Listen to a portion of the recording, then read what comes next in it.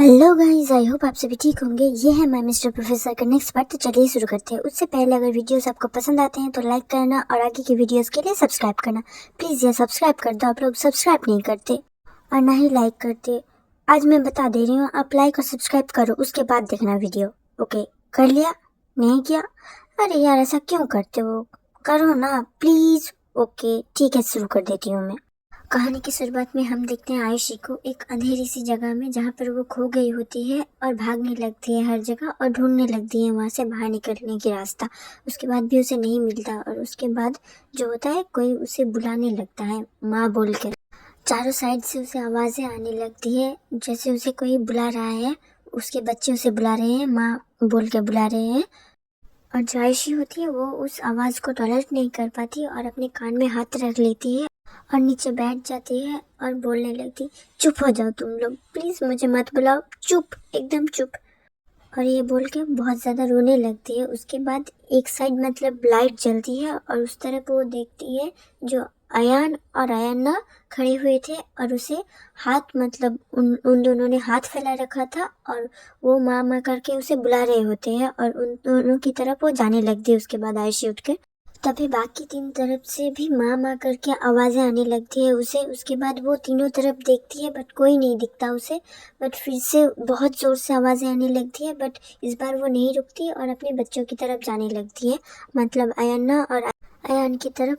उन दोनों को जाकर वो हग कर लेती है। उसके बाद हम देखते हैं आयुषी को बेड में लेटे हुए और बहुत ही ज़ोर से उठती है, मतलब वो सब जो है वो सपने में देख रही होती है वो अपने कमरे में होती है और अकेले सो रही होती है और पास ही के काउच में जो है सिड मतलब अपने सर पकड़ के बैठा हुआ होता है।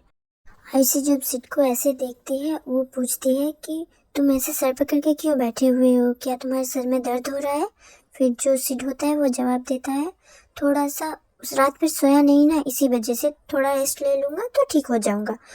तुम ठीक हो ना? कहीं पर दर्द तो नहीं हो रहा है? ये सुन के आयुषी जवाब देती है, नहीं मुझे अभी कहीं पर भी दर्द नहीं हो रहा है, मैं भी रेस्ट कर चुकी हूँ, अब मुझे बाहर जाना है, मुझे लेटे लेटे अच्छी नहीं लग रही है। अब हमें कुछ दिन बाद का सीन दिखाया जाता है। इस दौरान जो सिड होता है वो आयुषी का बहुत अच्छे से ख्याल रखता है और अभी वो पूरा ठीक हो चुकी थी। दूसरी तरफ हम देखते हैं टिया को, जो पुलिस स्टेशन जाती है। उसके साथ एक लॉयर भी होता है और टिया काफी डरी हुई होती है, इसी वजह से उसने अपने बैग को पकड़ा हुआ था और उसके चेहरे से साफ झलक रहा था कि वो काफी डरी हुई है। सॉरी गाइस कहानी के बीच में घुसने के लिए, बट मेरा गला थोड़ा सा खराब है, इसी वजह से जो आवाज़ है थोड़ी अलग लगेगी। जो पहले वाला पार्ट था उसमें मैंने पहले मतलब रिकॉर्ड करके रख दिया था, बट अभी वाला जो पार्ट है जहाँ से अलग दिख रही है वो वाला पार्ट मैं अभी रिकॉर्ड कर रही हूँ जब मेरा गला ख़राब हो गया है। आई होप आप माइंड नहीं करेंगे। बहुत मुश्किल से ज़ोर से बोल रही हूँ, वरना तो 2 दिनों से बात ही नहीं कर पा रही थी मैं। ओके शुरू करते हैं। हम देखते हैं उस लॉयर को जो बेल के पेपर्स देता है, मतलब जो इंस्पेक्टर था वहाँ पर उसको। फिर वो इंस्पेक्टर एक कांस्टेबल को बुलाता है एंड प्रिया को छोड़ देने के लिए बोलता है। फिर वो कांस्टेबल जाती है एंड प्रिया को साथ लेकर आती है और टिया उसे देख के बहुत खुश हो जाती है और उसे हग कर लेती है। सॉरी कहानी के बीच में फिर से घुसने के लिए, बट क्या बाल बची हूँ मैं अभी, मतलब नहीं बता सकती मैं आपको। अभी मैं अपने घर में अकेली हूँ, मतलब कोई भी नहीं है। हमारी मम्मी अभी बड़ी माँ के घर गई हुई है एंड मेरी सिस्टर जो है वो ट्यूशन गई हुई है। इसी वजह से जो बड़ी मम्मी के बेटे हैं वो मुझे देखने आ गए थे कि अकेले कैसी है, और मैं अभी रिकॉर्ड कर रही हूँ तो बाल बच गई हूँ मैं। वो तो मुझे पैरों की आवाज़ आ गए थे, वरना वो पकड़ ही लेते। मेरी फैमिली में किसी को भी नहीं पता कि मैं ऐसे वीडियोस डालती हूँ यूट्यूब में। वो तो सही था कि मेरा नोटबुक मेरे सामने था और मैं वो खोल के बैठ गई, इसी वजह से उनको पता नहीं चला।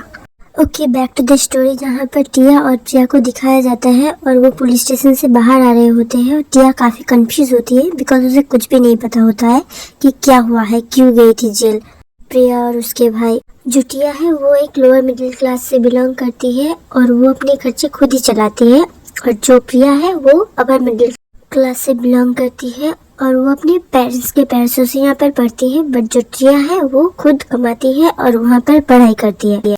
प्रिया और उसके ब्रदर जो है काफ़ी ज़्यादा मतलब शरारती थे बचपन से ही, इसी वजह से उनको अलग रखा गया था ताकि थोड़ा सीख सके बाहर का काम भी, मतलब बाहर कैसे रहना चाहिए नहीं रहना चाहिए।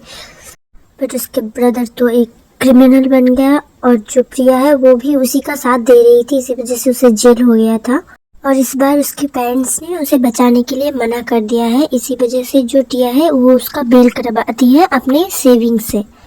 प्रिया टिया से बोलती है, थैंक यू टिया, तुम बहुत ही अच्छी हो, तुम अपनी सेविंग्स के पैसों से मेरा बेल करवाया तुमने, तुम काफ़ी अच्छी हो, तुम बहुत ही अच्छी हो, तुम मेरी सिस्टर हो, तुम मतलब मेरी सिस्टर दूसरी मदर से हो। टिया ये सुन के हंसती है और बोलता है डायलॉग ऐसा था कि ब्रदर फ्रॉम अनदर मदर। और ये सुन के जो प्रिया होती है वो बोलती है, हाँ तुम सिस्टर फ्रॉम अनदर मदर हो। ये सुन के टिया हंसने लगती है और प्रिया भी हंसने लगती है। उसके बाद जो टिया होती है वो पूछती है कि आपको जेल कैसे हुआ, ये सब क्यों हुआ? आपको पता है ना, ये अनजान शहर में आप ही एक लौती मेरी सहारा हो, यहाँ पर आने के बाद आप ही के साथ रही हूँ, आप ही ने मुझे संभाला है। प्रिया एक्चुअली उसे यूज़ नहीं कर रही होती है, बट फिर भी वो मतलब यूज़ कर रही होती है, मतलब वो चाहती नहीं है उसका यूज़ करना, क्योंकि वो भी काफ़ी क्लोज थी टिया से। और जो टिया है वो काफ़ी ज़्यादा मतलब प्योर हार्टेड है, बट प्रिया के साथ रहते रहते मतलब उसमें एटीट्यूड आ गया है, ऐसा टाइप का हो गई है वो। उसके बाद जो प्रिया होती है वो सब कुछ बता देती है टिया को। ये सुन के टिया बोलती है, तो आपके भाई को छुड़वाने के लिए क्या ज़रूरत है मुझे काम करने की? वो तो ऐसे भी कुछ महीने या फिर 2-3 साल तक ही जेल होगा उनको, उसके बाद कुछ भी नहीं होगा। ये सुन के प्रिया बोलती है, तुम मेरी हेल्प नहीं करोगी भाई को छुड़वाने के लिए? ये सुन के टिया बोलती है कि उन्होंने गलत करा है, उनको सजा मिलनी चाहिए, और वैसे भी कौन सा उनको फांसी होने वाली है, उनको 2-3 साल का ही सजा होगा मैक्सिमम। प्रिया पूछती है कि तुम इतने कॉन्फिडेंस से कैसे बोल रही हो? ये सुन के टिया बोलती है, यहाँ पर बड़े बड़े प्रोटेस्ट होने के बाद लड़कियों के साथ जो गलत करते हैं उनको भी छोड़ दिया जाता है, ये तो लड़कों के साथ हुआ है। प्रिया बोलती है, कहना क्या चाहती हो? फिर टिया बोलती है, आपको याद नहीं कुछ दिनों पहले कितना प्रोटेस्ट हो रहा था, फिर भी क्या हुआ? सजा हुआ क्या उनको? कुछ भी नहीं हुआ, छोड़ दिया गया उनको, या फिर किसी और पे ब्लेम लगा दिया गया। और लड़कों के लिए तो ऐसा कोई रूल ही नहीं है कि उनके साथ अगर ऐसा गलत होता है तो कोई सज़ा मिले उनको बस रैगिंग करने वाला पार्टी, मतलब उन्होंने जो रैगिंग किया है उसी बेसिस में उनको सज़ा मिलेगी, ना कि ये बोल के वो चुप हो जाती है। फिर टिया प्रिया से पूछती है कि आप क्यों उनका साथ दे रही थी? प्रिया बोलती है, तुम्हारे लिए। टिया बोलती है, मेरे लिए? प्रिया बोलती है, हाँ तुम्हारे लिए। तुम प्रोफेसर सिड से प्यार नहीं करती क्या? पर वो प्रोफेसर सिड और आयुषी तो नाटक कर रहे थे, वो असली में कोई कपल वफल नहीं है। टिया बोलती है, क्या? और यहीं पर ये वाले पार्ट मतलब मैं एंड कर रही हूँ। प्लीज़ पसंद आया तो प्लीज़ प्लीज़ प्लीज़ लाइक करना और सब्सक्राइब भी कर देना। Thank you for watching. और आगे के सारे वीडियोस प्लेलिस्ट में तुम्हें मिल जाएगी। ओके।